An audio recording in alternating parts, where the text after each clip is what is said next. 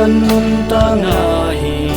Giêsu Christ kadam nahi Giêsu Christ kaya dingin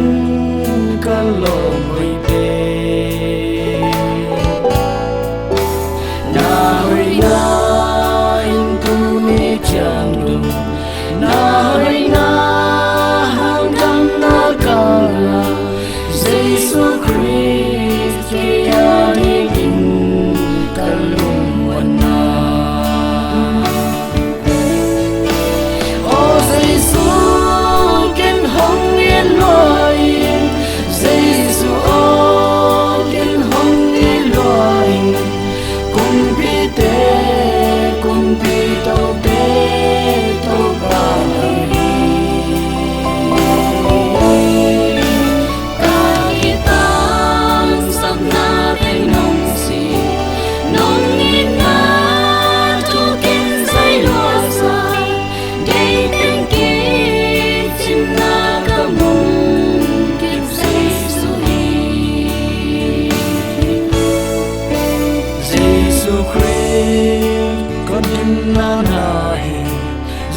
Giêsu Christ in na nay bên pa nay lâu nay gom te pa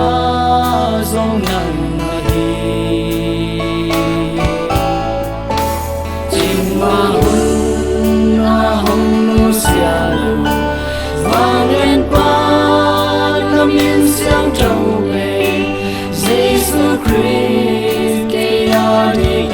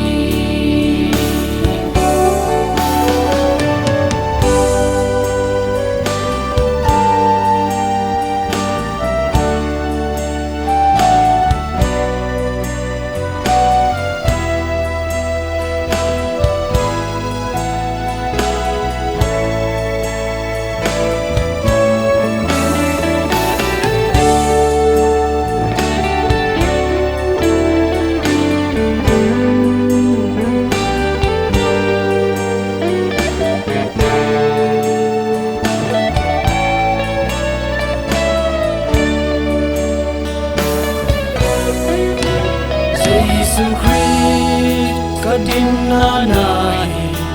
Giêsu Christ in na nay bên pa nay lâu mi gom te pa dòng nặng nahi chim ma hun na hong nu sia lu vang lên pa lam miên xiang trâu về Giêsu Christ kaya dingin bihun ni lâu O Giêsu ken hong yên loài Giêsu o ken hong yên loài cùng bi tế cùng bi tàu tế tàu ba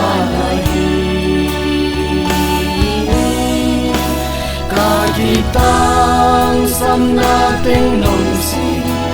nồng in na cho kinh dây loa san đây tiếng kịp trên na cam mừng kịp Giêsu O Giêsu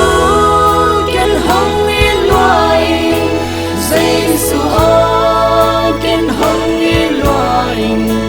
cùng bi tế cùng bi tàu tế tàu ba ngày